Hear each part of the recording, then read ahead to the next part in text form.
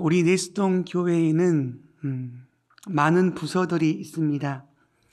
그런데 정말 감사한 것은 모든 부서들이 하나님이 허락하신 사명을 기쁨으로 감당하고 있다는 사실입니다. 특별히 사회복지국 구제부는 매주 토요일 오전 6시가 되면 광화문역 7번 출구 CU 편의점에 모여서 노숙인들을 섬기고 있습니다.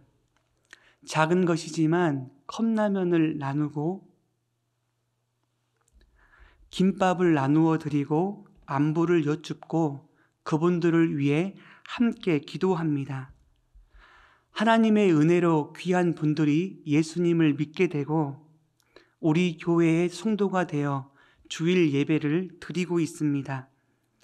게다가 매주 목요일 저녁 7시가 되면 새가족실에서 구역 모임을 하고 있습니다. 그분들을 섬기고 인도하는 성도님이 정말 귀하고 많은 상처와 아픔과 어려움이 있지만 그 시간을 구별하여 나오신 그분들이 정말 귀합니다.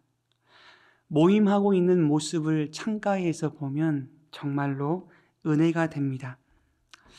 이 모습을 보면서 하나님 앞에 이런 고백을 했습니다. 하나님, 10손가락 깨물어 안 아픈 손가락이 없는데 아픈 손가락을 깨물면 아픕니다. 제가 군대에 있을 때 작업을 하다가 왼쪽 검지손가락을 다쳤거든요. 그래서 기타를 칠 때 왼쪽 검지가 더 많이 아픕니다. 목회자로서 연약한 성도들을 섬겨야 하지만 더 연약한 성도들을 보면서 더 아파하고 그분들을 더 많이 섬기고 그분들을 위해 더 기도할 수 있다면 하나님이 어떤 은혜를 주실까? 이번 주에 계속해서 생각났던 단어가 있는데 그 단어는 한결입니다.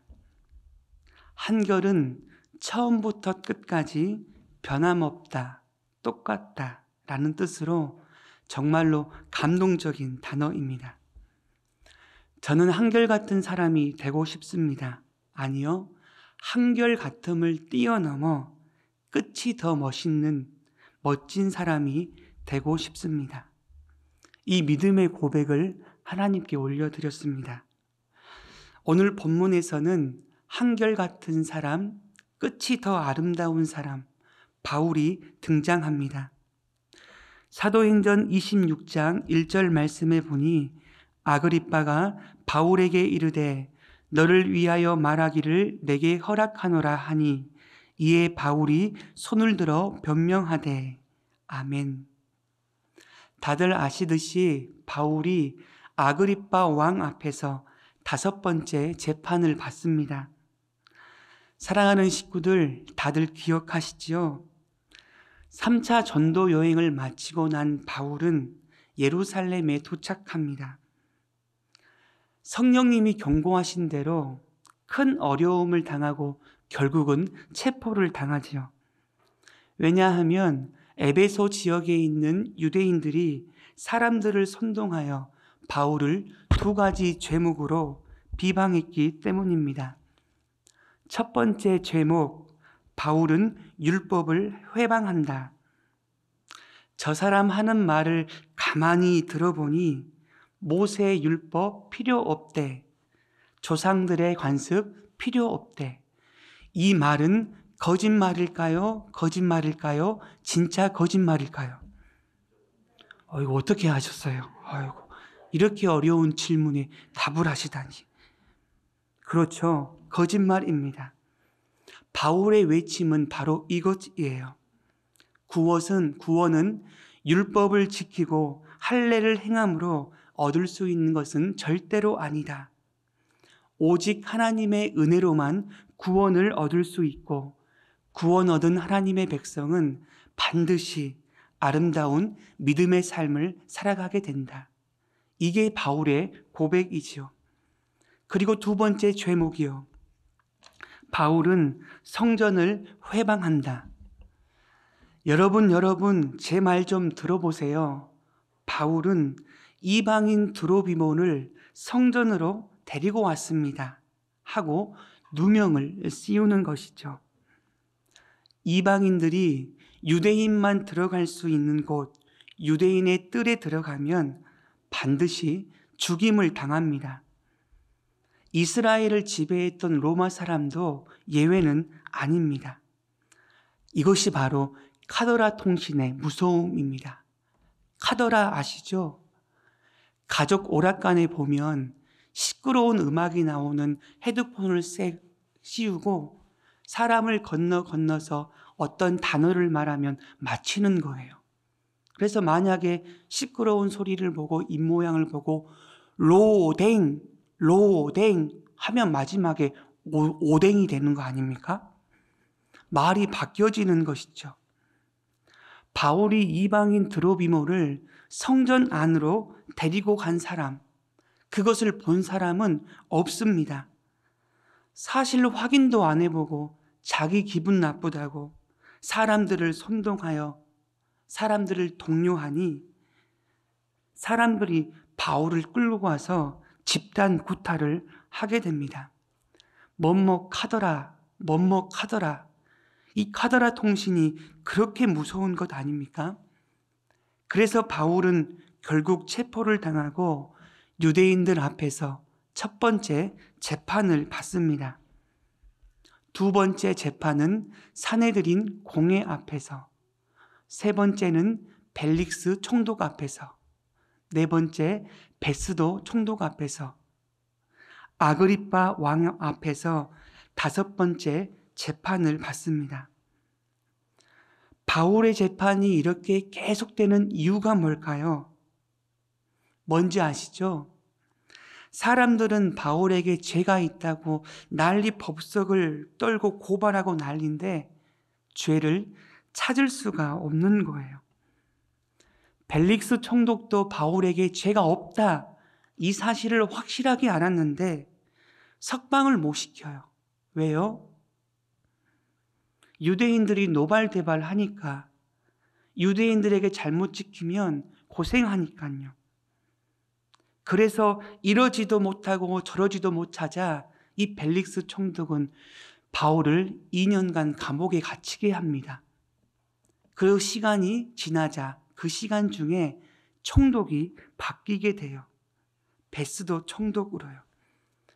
베스도 총독도 알고 있어요. 바울이 잘못이 없는 줄. 그런데도 베스도도 마찬가지예요.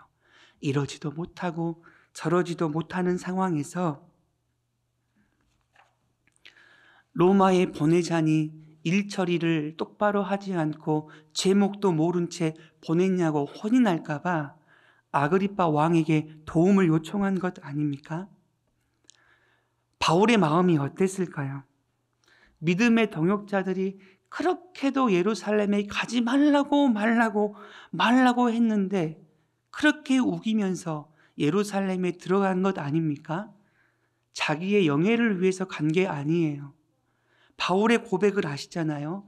사도행전 20장 24절이요. 내가 달려갈 길과 주 예수께 받은 사명, 곧 하나님의 은혜의 복음을 증거하는 일을 마치려 하면은 내 생명을 조금도 귀한 것으로 여기지 아니하노라. 이 믿음의 고백 때문에 말리고 말렸지만 예루살렘 그곳에 간 것 아닙니까? 오직 복음을 위해서 들어갔어요. 자신의 잘못은 1도 없는 이 상황에서 감옥의 시간은 길어지죠. 재판은 길어지죠. 빨리 복음을 증거하여 하나님의 나라를 위해 열심히 일해야 되는데 멈춰있는 이 시간 억울하고 속상하고 환장하겠습니다. 잘못한 것은 1도 없는 이 바울이 얼마나 억울하고 얼마나 속상했겠어요. 그런데 이 바울에게 기가 막힌 기회가 찾아옵니다. 아그리빠 왕 앞에서 자기를 변호할 수 있는 절호의 기회예요. 바울은 이미 네 번째 재판에서 로마로 가기로 결정되었기 때문에 이 판결을 뒤집을 수는 없지만 이 아그리빠는 유대인에게 있어서 가장 강력한 영향력 있는 사람이었어요. 유대의 왕으로서 첫 번째, 대제사장을 임명할 수 있는 임명권이 있었습니다. 힘이 있는 종교 지도자들을 장악할 수 있는 엄청난 사람. 그리고 두 번째, 바울을 죽이려고 달려드는 그 사람들을 한순간의 힘으로 장악할 수 있는 사람이 이 아그리빠 왕이었어요. 그래서 바울은 자기를 변호하기 위해서, 자기를 정당화시키기 위해서 할 수 있으면 수단과 방법을 가리지 않고 아그리빠 왕에게 불쌍한 표정을 지으면서 싸바싸바 하면서 모든 것을 다 바쳐야 했습니다. 저 같으면 그랬을 거예요. 안 그래도 불쌍한 얼굴, 불쌍한 표정 지으면 넘어가지 않을 사람이 없을 거 아닙니까? 얼굴을 보니까 동의하시네요. 저는 그랬을 것 같아요. 사바사바 왕 앞에서요. 그런데 바울은 그렇게 하지 않아요. 아첨하지 않아요. 사바사바 하지 않습니다. 그 권세를 가진 아그리빠 왕 앞에서 1000명의 군사를 다스리고 지휘하는 천부장 앞에서 그 도시에서 힘을 가진 그 높은 사람 앞에서 주눅들지 않고 당당하게 하나님만을 자랑하며 선포하고 있는 바울의 모습이에요. 전승에 따르면 이 바울은 외모가 비호감이에요. 키가 작고 대머리에 눈썹은 짙고 코는 휘어졌고 다리는 휘어진 그런 안타까운 모습이에요. 바로 바울은 초라한 몰골에 죄인 취급을 받으면서 고관들 앞에 서 있습니다. 그런데 당당해요. 주눅들지 않습니다. 왜요? 세상의 왕 앞에 서 있지만 이 바울은 세상의 왕이 아닌 보이지 않는 만왕의 왕 대신 하나님 앞에서 자기를 변호할 수 있는 이 절호의 기회 앞에 내 삶을 인도하시는 가장 귀한 분, 내 삶의 이유 되신 살아계신 하나님, 내 삶을 통치하시고 인도하시고 주장하시는 통인주의 하나님을 자랑하고 있습니다. 정말로 멋진 인생 아닙니까?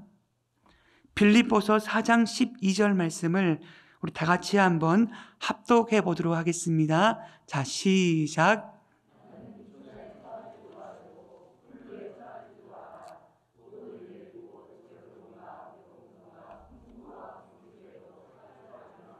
일체의 비결을 배웠노라. 아멘. 비천, 풍부함, 배부름, 배고픔, 이 환경은 바울의 삶을 지배하지 못했습니다. 바울은 비천함 때문에 하나님을 원망하지 않았어요. 풍부함 때문에 복의 근원 되신 하나님을 잊어버리지 않았습니다. 배고픔, 배부름, 풍부, 궁핍해서 항상 기뻐하고 즐거워했어요. 바울의 실력이 뛰어나서요? 바울의 믿음이 훌륭해서요? 아닙니다. 빌립보서 4장 13절이요. 내게 능력 주시는 자 안에서 내가 모든 것을 할 수 있느니라. 내가 할 수 있는 것이 아니라 내게 능력 주시는 자 안에서 하나님과 함께 하나님과 동행할 때 주님 안에 거할 때 어떤 환경에도 지배되지 않고 환경을 극복하고 이겨내는 믿음의 야성을 선포하고 있다는 사실입니다. 그러니까 이 고백인 거죠. 찬송가 384장에 나의 갈 길 다가도록 1절 하반절 후렴에 보면 무슨 일을 만나든지 만사 형통하리라.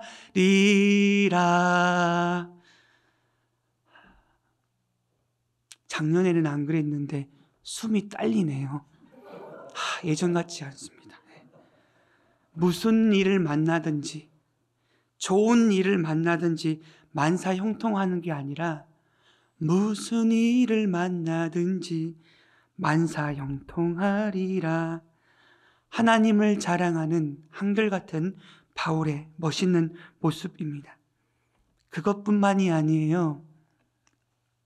바울은 자신을 죽이려고 하는 동족 유대인을 향하여 저놈의 원수라고 하지 않고 그 영혼들을 위해 눈물을 흘리며 기도하고 자기 목숨을 바치는 기도를 합니다. 로마서 9장 3절 말씀을 우리 다 같이 한번 읽어볼까요? 자, 시작. 나의 형제,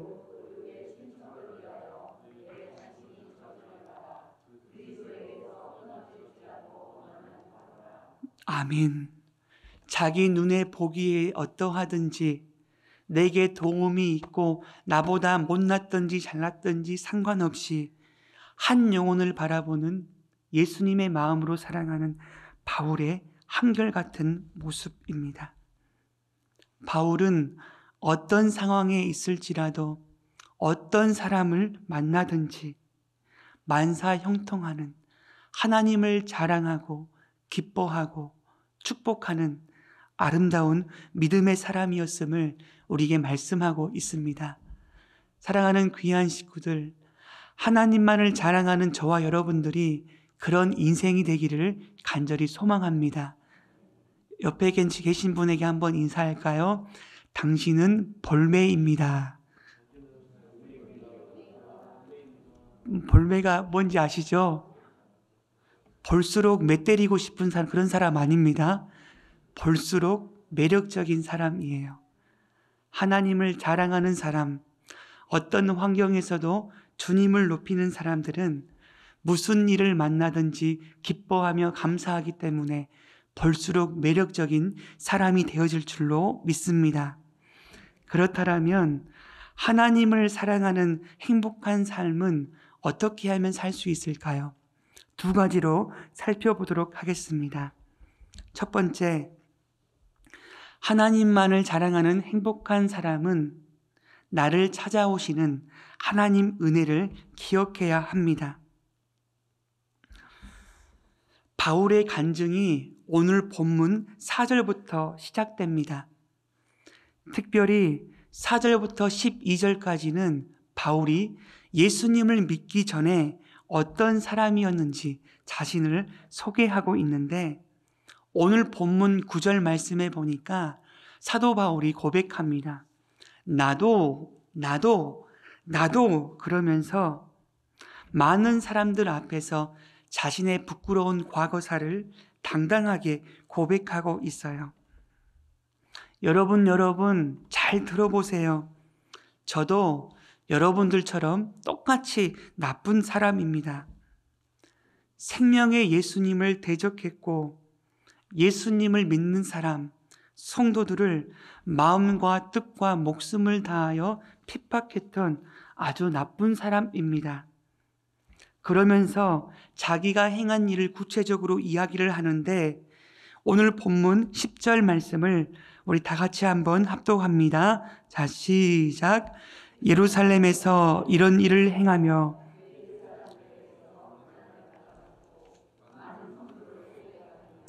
또 죽일 때에 내가 찬성 투표를 하였고. 아멘.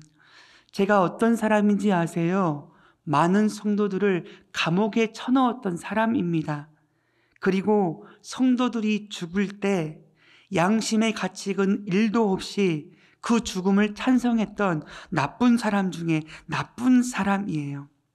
그리고 오늘 본문 11절에 얼마나 그 사람에 대한 분노가 컸는지 외국성, 다메섹 도상, 예루살렘에서 240km 떨어진 그곳에 체포영장을 가지고 박해했던 사람임을 우리에게 이야기를 해주고 있어요.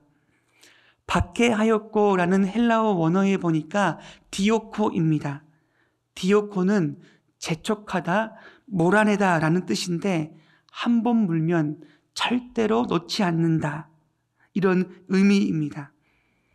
물불 가리지 않고 예수님을 믿는 사람을 핍박했던 악랄한 사람, 자신의 과거사를 고백하고 선포합니다.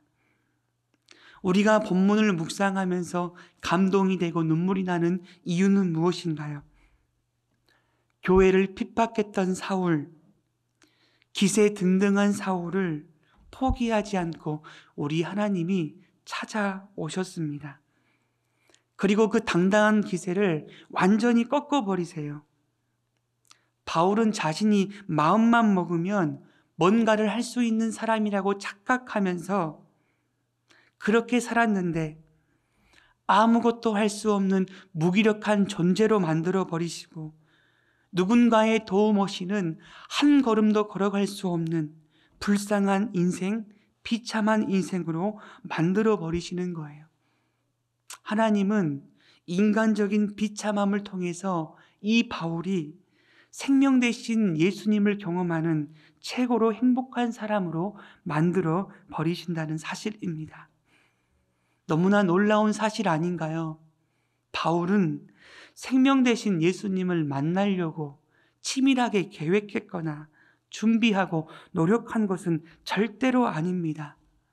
하나님이 이 못된 바울을 직접 찾아와 주시고 사울아 사울아 어찌하여 네가 나를 핍박하느냐, 사울의 이름을 친히 불러주셨기에 영적으로 깊은 잠을 자고 있는 이 바울이 깨어나서 생명 대신 예수님을 만날 수가 있었습니다. 바울이 한결같은 믿음의 삶을 살았고 끝이 더 아름다운 삶을 살았던 비결은 바울의 실력이 아닌, 바울의 계획과 바울의 일하심이 아닌 하나님의 계획과 하나님의 일하심과 하나님의 열심인 줄로 믿습니다. 하나님의 찾아오심이요. 그래서 바울은 날마다 고백하죠. 고린도전서 15장 9절에 나는 사도 중에 가장 작은 자입니다. 그 인생 말년에 디모데의 목회 서신을 할 때도 내가 죄인 중에 괴수입니다. 죄인 중에 극악무도한 죄수입니다. 고백하면서 나의 나된 것은 다 하나님의 은혜로 된 것이니 하나님의 은혜 때문에 내가 다른 사도들보다 더 많이 수고하였어도 자랑할 것이 없음은 이것은 내가 한 것이 아니라 하나님이 주신 은혜였다. 하나님의 찾아오심을 고백하며 찬양하고 있다는 사실입니다. 이 말씀을 묵상하면서 눈물이 났습니다. 왜냐하면 하나님의 찾아오심은 한 번으로 끝나지 않고요. 하나님의 찾아오심은 한 번에서 끝나지 않고 계속 찾아오시고 끝까지 찾아오세요. 저와 여러분들이 하나님께로 돌아올 때까지요. 말씀을 묵상하면서 다윗이 생각이 났어요. 다윗은 하나님의 마음에 합한 자라는 별명을 얻으면서 칭찬을 얻었던 사람 아닙니까? 하나님의 마음에 합했다는 것은 이 다윗이 완벽했다라는 그런 말이 아니에요. 여전히 다윗도 실수하고 넘어졌지만 실수하고 넘어지고 엎어질지라도 주님 앞에 엎어졌던 회개의 사람이었음을 우리에게 말씀하고 있어요. 사무엘하 11장에 보면 다윗의 모습을 우리 다 알고 있잖아요. 나라가 평안할 때 다윗은 신하들을 다 전쟁터로 보내버리고 본인은 낮잠을 쿨쿨 주무시죠. 그리고 저녁이 되자 왕궁 지붕 위를 어슬렁 거리다가 그때 마침 목욕하는 한 여인을 발견하게 됩니다. 다윗은 신하를 보냅니다. 계속 보냅니다. 그 여인의 신상을 조사하기 시작하는데 그 사람이 누구예요? 자신의 충성스러운 부하 햇사람 우리아의 아내 아닙니까? 평소에 다윗 같으면 다윗 정신 차려, 네 부하야, 충성스러운 네 부하 남편이 있단 말이야, 이내 정신을 차렸겠지만 다윗도 어쩔 수 없는 인간인가 봐요. 다윗에게 죄라는 손님이 찾아오니까 감당이 안 돼요. 결국은 다윗은 밧세바와 잠을 자고 밧세바는 임신까지 하게 됩니다. 이 사실을 숨기기 위하여 전쟁터로 자신의 부하를 내보내놓고 우리아를 죽게 만듭니다. 답이 없는 거 아니에요? 인간의 실력은 요만큼도 없는 거 아닙니까? 그런데 하나님은 다윗을 포기하지 않았어요. 한 번 보내고 두 번 보내고 계속 보내고 돌이 뜰 때까지 보냅니다. 사무엘하 12장 1절 말씀을 다 같이 한번 읽어볼까요? 자, 시작.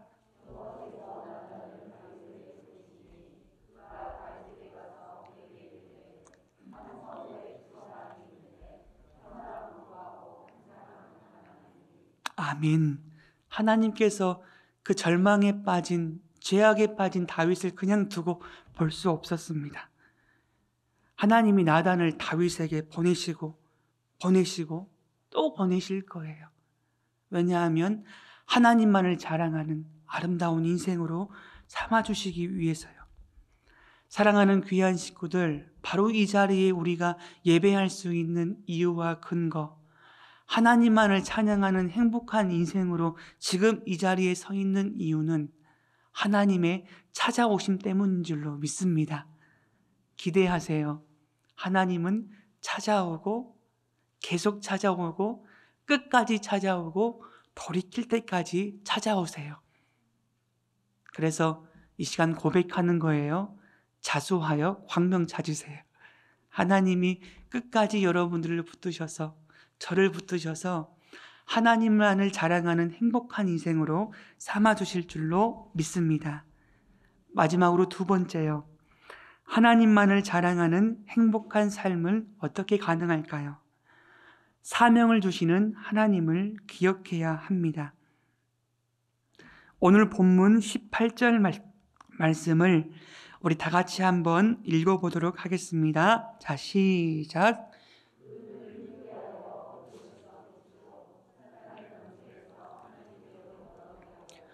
죄사함과 나를 믿어 거룩하게 된 무리 가운데서 기업을 얻게 하리라 하더이다. 아멘. 하나님께서 찾아오신 것을 뛰어넘어 이 말도 안 되는 사명을 사울에게 허락해 주십니다. 첫 번째, 어두움에서 빛으로, 많은 백성들을 어두움에서 빛으로 돌아오게 할 사명. 두 번째, 많은 백성들을 사단의 권세에서 하나님께로 돌아오게 하며 죄 사함을 얻게 할 사명. 세 번째, 하나님의 백성들에게 기업을 얻게 하고 누리게 할 사명입니다. 특별히 하나님께서는 이 사울, 자기 몸 하나 간수 못하는 이제 막 예수님을 믿기 시작한 사울에게 위대한 사명을 허락하시는데, 사도행전 9장에서는 이 하나님의 놀라운 계획을 아나니아에게 알려주십니다. 환상 중에 아나니아에게 나타나 이르시되, 아나니아야, 아나니아야, 집 가라 하는 거리로 가면 유다의 집이 있을 거야. 그 집에 들어가면 기도하고 있는 사울이 있을 거거든.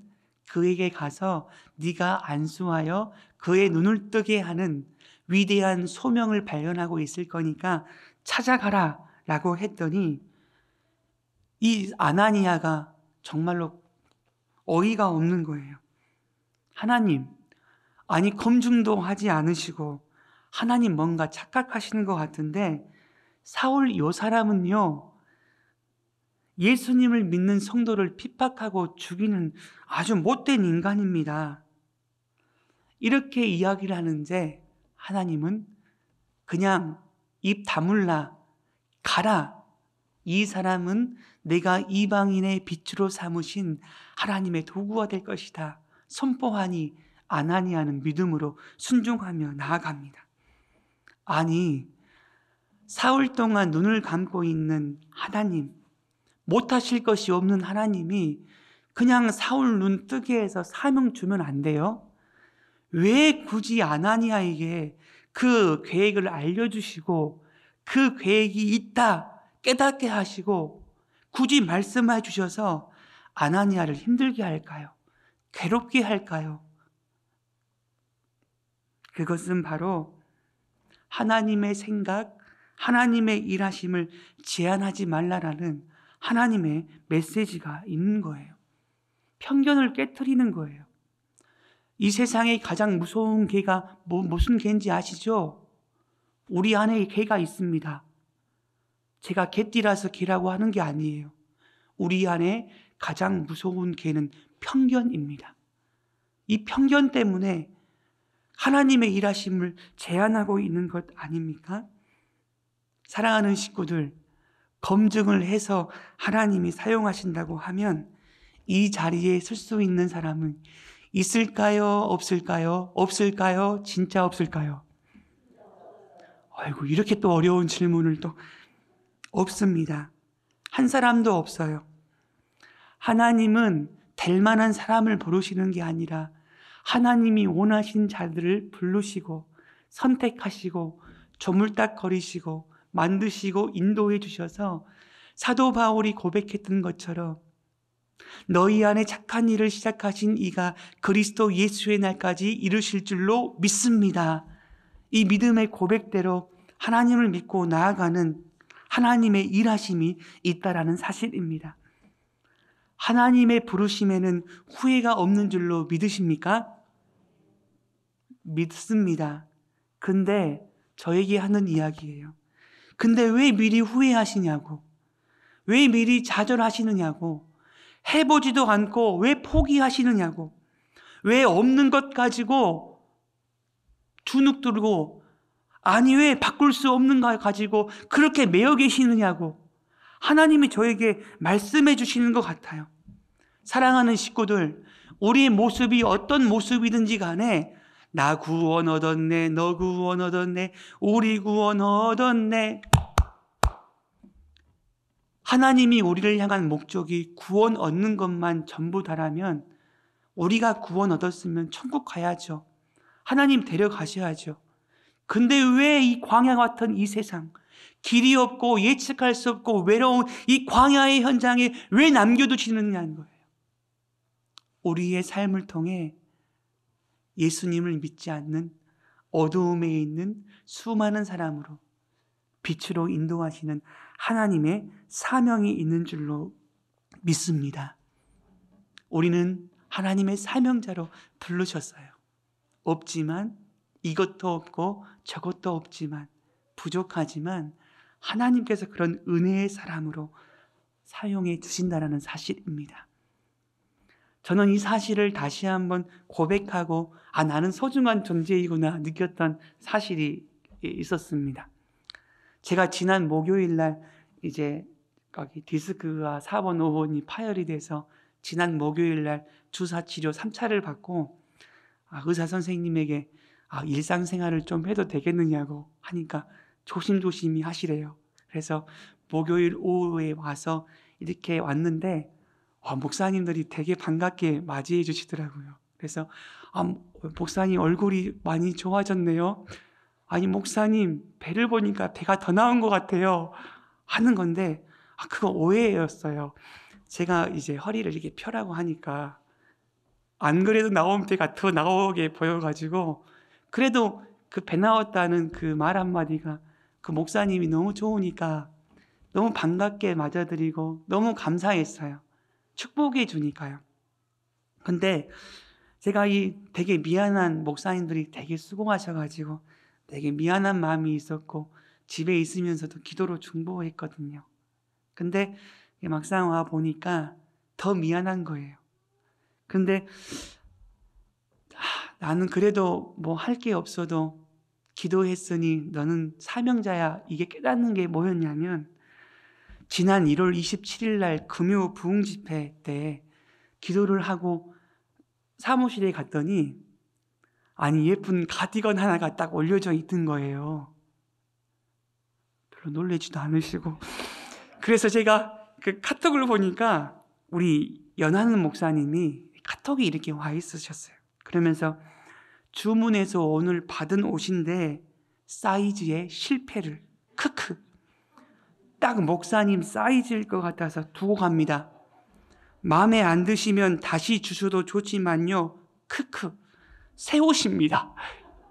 하는데 그 사건이 생각이 나면서 내 모든 체형과 모든 몸과 배를 사랑하시는 그 하나님의 은혜, 어떻게 다른 분들은 다 왜소하셔서 그 맞는 옷이 없어요. 제가 입어보니까. 그래서 하나님께서 이런 나의 그냥 아무것도 못하는 저 체형 그 자체를 사랑해 주셔서 그 비싼 옷을 이제 올려놓으니까 너무 감사하면서 위로가 됐어요.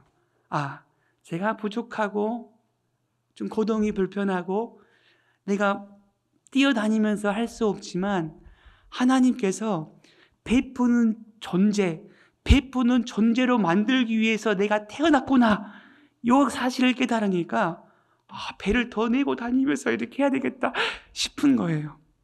너무 감사해요. 그래서 지난 주일날 왔더니만 우리 김진웅 목사님 신발끈이 풀렸다고 하니까 목사님 묶어주세요 하니까 하면서 목사님 제가 허리를 굽힐 수 없으니까 해주시라고 하니까 무릎을 꿇고 이렇게 해주시는데요. 2부 예배 때 난리가 났었습니다. 우리 윤준아 목사님은 동영상 촬영을 하고요. 안내를 쓰신 분은 우리 김진우 목사님이 이렇게 무릎 꿇는 모습이 멋있다고 해서 제가 좀 자주 꿇으려고 이렇게 하는데, 그러면서 제가 그런 은혜를 누리고 있는 거 아닙니까?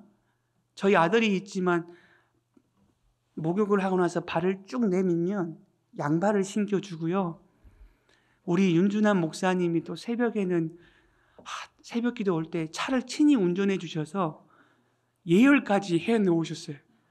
그래서 사장님 오셨냐고 이렇게 인사도 해주시고, 그러면서 부족하지만 그분들이 섬길 수 있는 아름다운 통로가 되었구나. 저만 기분이 좋고 윤준환 목사님 기분이 별로 안 좋아. 그런 통로로 쓰임 받고 있구나, 그 생각이 들어서 하나님 앞에 너무너무 감사했습니다. 사랑하는 식구들, 있는 것 자체만으로도 저와 여러분들은 사명자인 줄로 믿습니다. 날마다 하나님의 은혜를 자랑하며 또 간증하며 선포하면서 하나님이 높이시는 아름다운 축복의 통로, 행복한 사람 되시기를 간절히 기도합니다.